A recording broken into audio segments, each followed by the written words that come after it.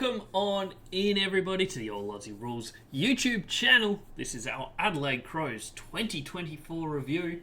Adelaide Crows season came to an end probably earlier than most. Wasn't the best season from them, so we're going to jump into everything that went right, everything that went wrong. There's a lot more that went wrong than went right for them, let's be honest. Before we get into all of that, don't forget to like, comment and subscribe. There's review episodes going live of every team as they get knocked out. This is now our fourth one that we're doing. We've obviously already done the bottom three teams. We're now on to Adelaide. So we'll keep flying our way through them. As always, there's also the podcast that goes live on YouTube and Spotify twice a week, Mondays, Fridays, previewing and reviewing or everything AFL, and now also AFLW as that season has officially started. So check all that out and all the social medias as well. Let's jump straight into it. Adelaide Crows 2024. So this was their season. They went 8 wins, 14 losses, a draw. They finished 15th on the ladder. They were clearly above what the three teams below them were. It was the bottom three. Then it's kind of the rest, I guess. Having said that, they were the worst of the rest. In the end, comfortably, they were fighting with St Kilda there for a fair chunk of the season for those 14th and 15th spot. But St Kilda finished really strongly and Adelaide did not. So 8 wins is a massive disappointment for them, I think, in most ways you look at it. We'll have a look at game by game. Their season started really, really poorly. They lost their first 4 games. That first one against the Gold Coast, I think they only had one goal, or maybe a couple goals at three-quarter time, basically, in that one. It was a low-scoring affair in the wet, and they stormed home, nearly stole it, but lost by 6 points. Then they lost to Geelong at Adelaide Oval, which was a disappointing result for them. Fremantle, you can kind of understand losing to at Optus. It's not an easy game. But then losing to Melbourne again by 15 points at Adelaide Oval.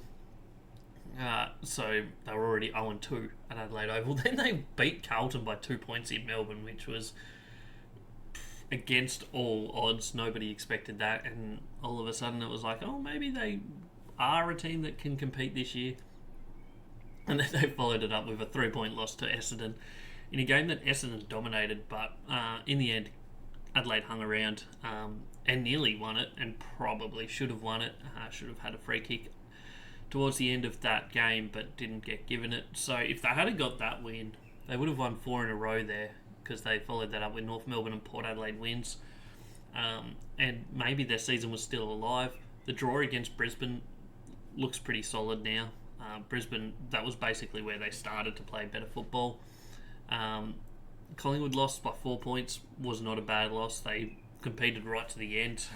Collingwood kind of looked like they were in control of it, but just fell away a bit, and Adelaide nearly made them pay. They smashed West Coast. That was an absolute flogging. 99 points, never in it, the Eagles. Kind of showed the difference between, I guess, 15th and 16th on the ladder, being Adelaide 15th and West Coast 16th.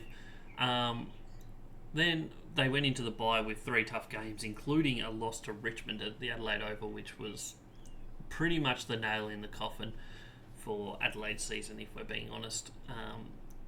They were probably already in trouble, but that pretty much sealed the deal. So up until the bye, they'd already lost 5 games at Adelaide Oval, as well as a draw. So you're not gonna have too much success if you're losing that many games at home. 2 wins, 5 losses, and a draw up to the bye was not a good enough effort. After the bye, beat GWS, which was a really good win for them. And then in the second match against the Brisbane Lions, they lost by 11 points. Beat St Kilda in the wet by 32. Then went to Marvel and beat Essendon, so their second win from 2 games at Marvel Stadium for the year, beating both Carlton and Essendon, so a really good effort there in that regard. Got pumped by Hawthorn over in Adelaide Oval, which was pretty much the game that sealed, in the end, Hawthorn making finals and kind of closed the door on Adelaide having any hope of getting anything out of this season because they got pumped.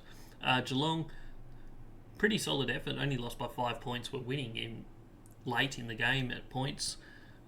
Bulldogs, they beat by 39 points. Like, how do they beat the Bulldogs by 39 points?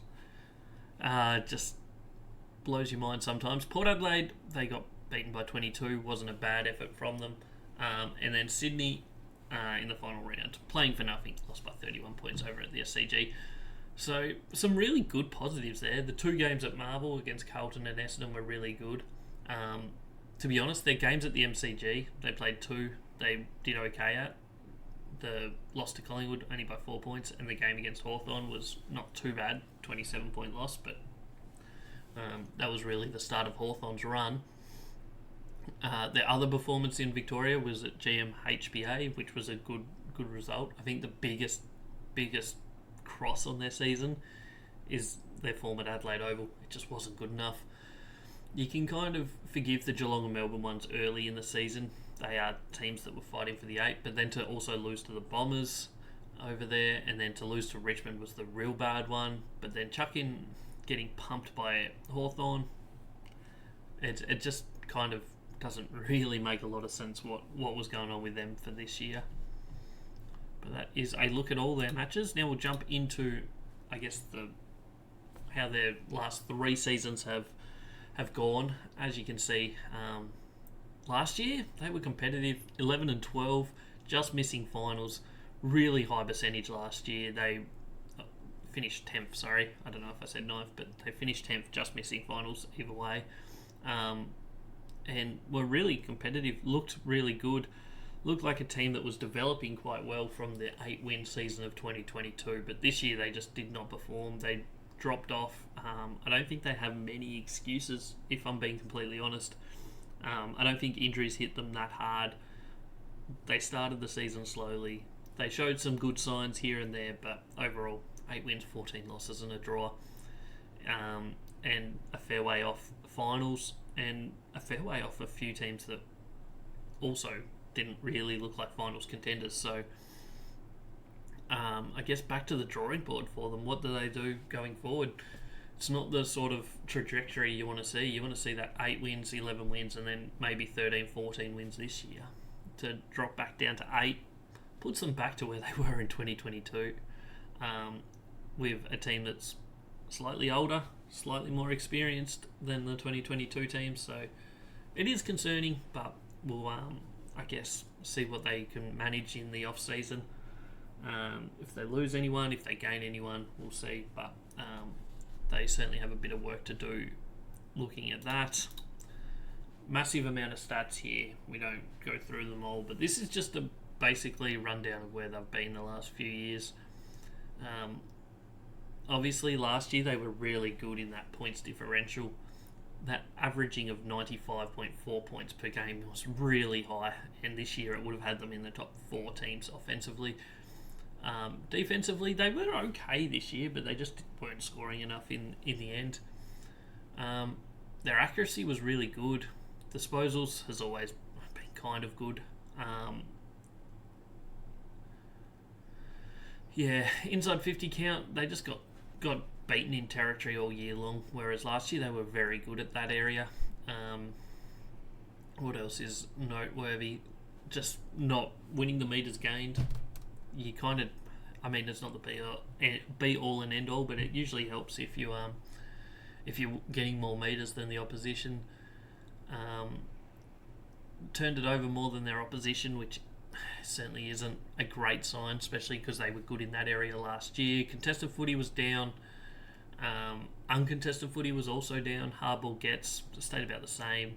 Loose ball gets dropped quite a long way. Clearance game isn't their specialty. Wasn't their specialty last year, so you kind of don't expect them to do too well at that. Forward efficiency dropped off the absolute radar. Maybe that last year was a bit of a blimp in the radar. Maybe that was Tex Walker just having a really good season out of nowhere, because you look at their 2022 and their 2024 forward efficiency, and it's pretty similar, whereas that 2023 number was huge. So I don't know what that means, other than the fact that they just didn't didn't show that ability to have that good forward efficiency this year. Certainly not compared to last year. The tackling went from being pretty good last year to dropping below the 8 ball, I guess. And anything else? Ruckwork stayed about the same, maybe slightly down. Riley O'Brien maybe didn't have the best year. He did get dropped for a couple games in the middle there, which I thought was a bit unfair because I don't think he was playing that bad. But overall, just their numbers across the board don't look great when you compare them to last year. If you compare them to 2022, they probably still are ahead of where they were in 2022. You look at their points differential, they're 2 goals better off. You look at inside 50s, they're 1 inside 50 better off than their 2022.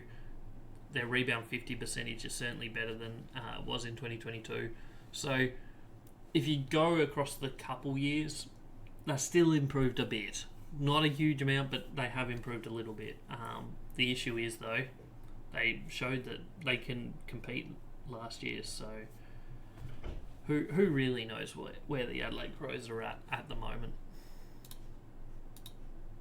A breakdown of their scoring across the last few years. Their scores from kick-ins is pretty solid, if we're being honest. They, across the board, slightly improving, which is good. But also defensively, teams are getting them as well, but that's not too big of a concern. They lost 3 points from stoppages, and then they lost 9 points offensively from turnovers. So they dropped in both areas, and defensively didn't improve in either. So not great, but it is what it is. And then you're looking at defensive half scoring stayed about the same for them offensively and defensively, so that area of their game's good. Their defensive to forward transition still solid. Their big issue though is the forward half, and that goes hand in hand with the turnovers, I guess. Their inability to score from forward half possessions was really quite low this year, losing 2 goals right there. So that's basically where their season changed. That and turnovers, which go hand in hand, because a lot of turnovers, if you're turning it over in the forward half, you tend to score quite well, but they just were not able to do that this season. We'll now jump into some players and whatnot for Adelaide this year. So players that missed 5+ games for them this year: Riley Thilthorpe as a key forward missed 16, Josh Worrell missed 10 as a key defender, Brodie Smith 8, Isaac Rankin, who missed 8 throughout the season. He was very in and out of the team, not all because of injury. Did his hammy, he had concussion there at the end, and a couple other things, but he certainly was missed when he was not there. Matt Crouch missed 8, Chase Jones missed 7, Lachlan Murphy 6, Taylor Walker 5, and Sam Berry also missed 5. Now we'll have a look at the best players, highest rated according to AFL ratings by position. So they had 2 key defenders that looked pretty well, Mark Keane and Josh Worrell. Both slightly improved on last year's rating, which is interesting, seeing the team certainly dropped off. And then you look into the key forwards. Riley Thilthorpe certainly improved. He only played 7 games, so not a huge amount of data on it, but still certainly improved according to AFL ratings. Darcy Fogarty was really good this year. I think he showed some good development and showed the potential to maybe lead the forward line. Potentially, we'll see. Taylor Walker's where Adelaide dropped off though. Last year he was outstanding. He nearly won the Coleman medal. This year he was nowhere near it. He did miss 5 games, but that rating dropped almost half, from 14 down to 8.7. So a really disappointing year from his point of view. Kind of back to where he was 2022, where he was only just in the team. He kind of was looking like he was done, and then he came out last year and was outstanding. This year he's let himself down a bit. Their medium defenders, Mitchell Hinge was really good. He showed some good development again. It'll be interesting to see if he stays with the Crows or not. Luke Nankervis showed some good ability as well. He improved. Will Hamill and Hugh Bond obviously didn't play in 2023, but both were solid. Probably want to show a little bit more development going into next year if they want to keep their spots in the team. Medium forwards, Ben Key's rating dropped.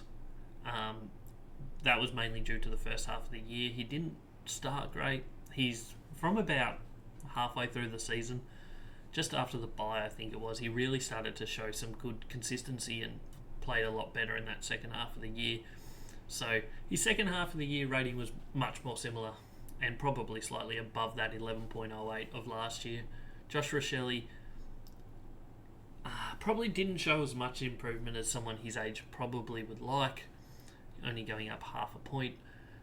Schellenberg, he only played 4 games, slight improvement there in ratings. Lachlan Murphy, he dropped off from last year's rating. Isaac Rankin was their big improver. He went from 12.2 to 16.6. Did miss the 8 games, but he was outstanding and showed a real ability to I guess, break games open. What he did against Collingwood nearly won him the game. And yeah, he's the most important piece of their puzzle at the moment, because he is that one game breaker that they have that just can really change a game in a few touches. But even saying that, he can rack up good numbers. Like against Collingwood, he was good all day. He had 20 odd touches. He kicked a couple goals, and you get that out of somebody that can break a game open, and who knows what can happen for your club. Jordan Dawson was a bit down on his performance last year. I had him actually as a Brownlow chance this year, and he certainly didn't live up to that expectation of mine. He, when he's good, he's by far the best player on the ground. Unfortunately, he just doesn't bring that with consistency. His game against the Bombers was outstanding over in Adelaide Oval, which they lost by 3 points. That was probably his best game of the year, on the eye test at least. But then, yeah, just didn't have that consistency this year, and his rating dropped. Rory Laird, he's been around forever, keeps showing the same stuff. Doesn't show anything better, doesn't show anything worse, but he's about what you kind of expect from him. Matt Crouch dropped off a little bit. He did miss quite a lot of football there at one point, but dropped off a little bit. Jake Saligo had a really good start to the year. Drifted out of it a bit towards the end. Still showed improvement for the year, but he's certainly in that first 10 weeks showed a really, really good improvement in that contested football, clearance football style of game. Lachlan Scholl slightly improved. Chase Jones dropped off a bit, as did... Oh no, Sam Berry improved as well a little bit. And then you look at the ruckman. Riley O'Brien, as I said, he missed a couple games there in the middle where he got dropped, but overall his rating was slightly down on previous. He is probably, if not very close to, the best tap ruckman in the game. He's not a big ball winner. That's not what he is. It never will be what he is. He's a tap ruckman, and sometimes that's going to get him caught out, because there are some ruckmen that will just run him around and rack up those disposals. But overall, solid enough season from him. Final thing to look at for the Crows is players that weren't on their list that were last year. So Tom Doedee obviously went to Brisbane. His rating last year was really good. He did not play this year. He was missing the first half of the year due to ACL injury, and he just has not made it back yet. So he wouldn't have played anyway, so it didn't really affect him. But at the same time, like a rating of 9.5 in your back line to not be there this year is hard to replace, I guess. Sam McAdam, he went to Melbourne. He dropped off completely this year. He showed nothing over there. And then they had 2 players retired that didn't play last year but were on the list, and they were Paul Seedsman and Fisher Mackesy. So that's basically the Adelaide Crows. Disappointing season, no matter which way you look at it. Finished 15th. I had high hopes for them this year. I had them finishing easily in the top 8 at the start of the year, and just from round 1 they just never got it going.